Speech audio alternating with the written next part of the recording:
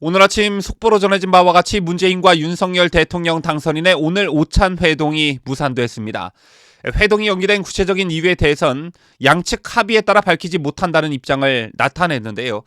갑자기 회동이 무산된 배경을 두고 이런저런 말들이 무성합니다.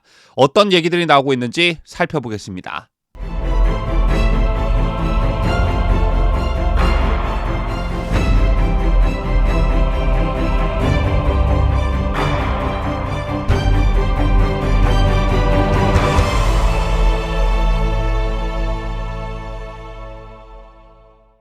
시청자 여러분 안녕하십니까? 뉴스데일리 베스트 시작합니다. 문재인과 윤석열 대통령 당선인의 오늘 오찬 회동이 무산됐습니다. 저희 같은 소식을 먼저 알린 건 윤석열 당선인 측이었는데 김은혜 당선인 대변인은 오늘 오전 서울 여의도 당사에서 열린 브리핑에서 오늘 예정됐던 문 대통령과 윤 당선인의 회동은 실무적 협의가 마무리되지 않아 일정을 다시 잡기로 했다고 밝혔습니다. 그러면서 김 대변인은 실무자 차원의 협의는 계속 진행할 예정이라고 전했는데요. 회동이 연기된 구체적인 이유에 대해선 양측 합의에 따라 밝히지 못한다. 제게 구체적인 정보가 들어와 있지 않다. 이렇게 말했습니다. 또 회동을 연기한 쪽이 청와대냐 윤 당선인 측이냐라는 질문엔 그 또한 상호 실무 차원의 조율을 하면서 나온 결과이기 때문에 어느 한쪽 때문이라고 말할 수 없다고 답했습니다.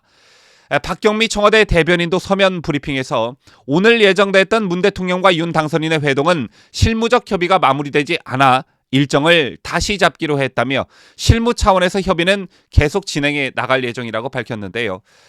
이 같은 소식이 오늘 아침 일찍 속보로 전해지자 회동이 무산된 배경을 놓고 여러 가지 해석이 나오고 있습니다. 자, 일단 이 만남이 어떻게 성사됐냐면요. 이철희 정무수석과 장제원 당선인 비서실장이 서울무처에서 만나 회동 의제 등을 조율한 것으로 알려졌고요. 이에 따라 청와대와 대통령직 인수위원회는 문재인과 윤 당선인이 16일 오후 오찬을 겸해 회동한다고 어제 공식 발표했습니다. 자, 배석자 없이 둘만의 회동으로 진행된다는 점도 밝혔는데 자, 이렇게 날짜와 시간, 의제 조율, 그리고 회동 방식까지 합의해놓고 돌연 하루 만에 회동을 불과 몇 시간 남겨두지 않은 시점에 회동이 무산됐다는 사실을 발표한 것입니다. 그렇다면 최근 며칠 사이 무슨 일들이 있었는지 살펴보는 게 회동이 무산된 이유를 추정하는 방법이 될 듯한데 양측은 모두 겉으로는 무난한 인수인계를 내세웠지만 서로 불편한 감정이 여러 곳에서 감지됐습니다. 윤 당선인 측이 공개적으로 언급한 주요 현안은 이명박 전 대통령 사면 문제와 코로나19 방역, 북핵 문제를 비롯한 한반도 안보 상황 등에 대한 논의였는데요. 이 중 양측 회동에서 가장 주목을 받은 부분은 이 전 대통령 사면 문제였습니다. 김은혜 당선인 대변인 어제 브리핑에서 윤 당선인은 이 전 대통령의 사면을 요청하겠다는 생각을 오래전부터 견지해왔다 이렇게 밝혔는데요. 제 같은 발언이 나오자 만약 윤 당선인이 이 전 대통령 사면을 요청한다면 문재인이 이를 수용할 가능성이 높다는 관측이 바로 나왔습니다. 왜냐하면 국민통합의 명분을 문재인이 거절할 이유가 마땅하지 않고 문재인 스스로도 전직 대통령의 수감에 대한 안타까운 심정을 드러낸 바 있죠. 더군다나 문재인 정권에서 일어난 일이었기 때문에 문재인 정권이 끝나기 전에 전직 대통령 사면 문제를 말끔히 해결하고 새롭게 출발하는 차기 정부에 부담을 덜어주는 것도 임기 말 정부가 해야 할 일이었습니다. 그런데 여기서 김경수 전 경남지사의 동반 사면 가능성 얘기가 나오면서 청와대의 불쾌감이 감지되기 시작했습니다. 제 같은 추측은 윤 당선인 측 국민의힘 권성동 의원의 입에서 먼저 나왔는데요. 지난해 박근혜 대통령 사면 당시 문재인이 이 전 대통령 사면을 하지 않은 것은 문재인의 최측근인 김경수 전 경남지사와 동시에 사면하기 위해서다. 문재인 입장에서 김 전 지사는 그냥 놔둘 수 없을 것이고 살려줄 것이다 라는 게 권 의원의 확신에 찬 주장이었습니다. 그러자 청와대가 즉각 불쾌감을 드러냈는데 청와대 고위 관계자는 언론과 통화에서 이명박 전 대통령이 사면과 김 전 지사의 사면을 연결시키면 대통령은 모욕적으로 느낄 것이다 이렇게 말했습니다. 대통령의 고유 권한인 사면을 정치적으로 이용해했다는 비판이 제기되자 청와대가 불쾌감을 드러낸 것인데요. 사실 이 부분과 관련해선 즉 문재인 청와대가 전직 대통령의 사면 문제를 정치적으로 이용해했다는 평가들이 대다수였죠.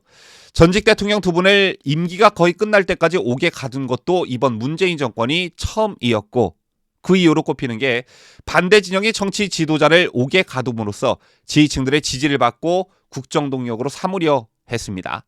그리고 대선을 앞두고 박근혜 대통령을 먼저 사면한 건 보수 지지층의 분열이 그 목적이었다라는 게 중론인데, 만약 진정한 국민 통합을 위한 것이었다면 두 분 모두 사면하는 게 맞는 거였죠.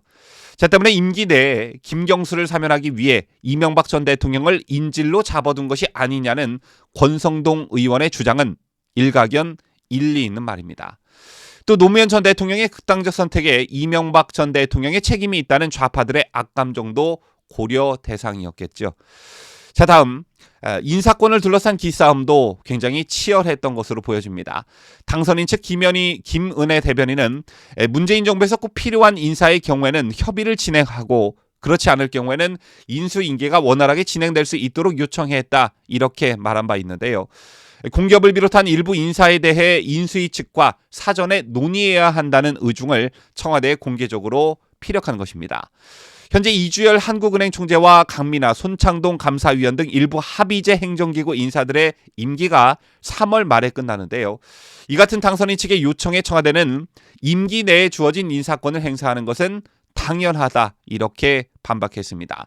즉 5월 9일까지 인사권을 행사하겠다는 것인데, 그러자 언론에서는 즉각 알박기 인사라는 비판이 일었죠. 그도 그럴 것이 임기가 2달도 안 남은 문재인 정부가 공공기관, 공기업 요직에 낙하산 인사를 계속 내리꽂고 있다는 보도가 있었습니다. 지난달엔 한국공항공사, 한국마사회, 원자력안전재단, 방송협회 수장의 청와대 수석비서관, 친정권 시민단체 출신 인사들을 임명했고요. 이달 들어서도 친문 인사들을 한국농어촌공사 사장에 청와대 민정수석실 행정관 출신과 민주당 보좌관 출신을 가스안전공사, 한국남부발전 상임감사에 각각 보냈습니다. 즉 임기가 끝나는 순간까지 자기 편에게 자리를 챙겨주겠다는 것이죠. 자, 이걸 어떻게 보온성 인사 또는 알박기 인사라고 하지 않을 수 있겠습니까? 이건 차기 정부를 이끌 당선인 측의 당연한 요구인데, 이걸 가지고 불쾌하다고 하면 도둑이 제발 저리는 꼴이겠죠. 이 밖에 청와대는 윤 당선인이 뒷조사를 청산하겠다며 민정수석실 폐지를 공언한 것에 대해서도 현 정부에서 하지 않았던 일을 들어서 민정수석실 폐지의 근거로 삼는 것은 적절하지 않다고 비판했습니다. 한 일을 하지 않았다고 거짓말을 하고 있는 것인데, 문재인 정권이 들어서자마자 임명된 조국 민정수석부터 그 뒤 바톤을 이어받은 4명의 민정수석 모두 문재인 정권 민정수석의 흑역사라고 불릴 만큼 많은 논란이 있어 왔다는 사실, 이걸 모르는 국민들은 아마 안 계실 겁니다. 자, 그런데 이걸 또 불쾌하다고 하니 끝까지 참 뻔뻔하다, 이런 말이 나오고 있는 것이겠죠. 제 밖에 윤 당선인 측은 코로나19 추경안 등도 의제라고 언급한 바 있는데요. 윤 당선인은 선거 과정에서 50조 원 이상의 재정 자금을 확보해 손실보상을 하겠다고 공약한 바 있고, 새로운 방역 체계를 약속한 바 있습니다. 자, 그런데 임기 내내 K방역을 자화자찬해온 문재인 정권 입장에서는 자신들의 과오를 인정하는 꼴이 되기 때문에 선뜻 이 같은 요청을 받기가 곤란했을 것이다라는 추측도 나오고 있습니다. 또한 북한의 미사일 도발 등과 같은 외교 안보 지형 변화에 따른 대응 관련 논의가 있을 전망이었는데, 이것이야말로 극과 극의 성격을 띠고 있었죠. 최근엔 선거운동 기간 내내 강경한 대북 정책을 피력했던 윤석열 당선인에게 문재인이 대화를 촉구하는 어처구니 없는 일도 있었습니다. 이상으로 오늘 윤석열 당선인과 문재인 회동이 결렬된 배경을 하나하나 따져봤는데요. 여러분은 어떻게 생각하십니까? 끝까지 무책임하고 오만하다, 또 뻔뻔스럽다, 이 말 외에 마땅한 말이 떠오르지 않는 것 같습니다. 지금까지 저는 자유대한민국을 소화하는 뉴스데일리 베스트 민앵커였습니다.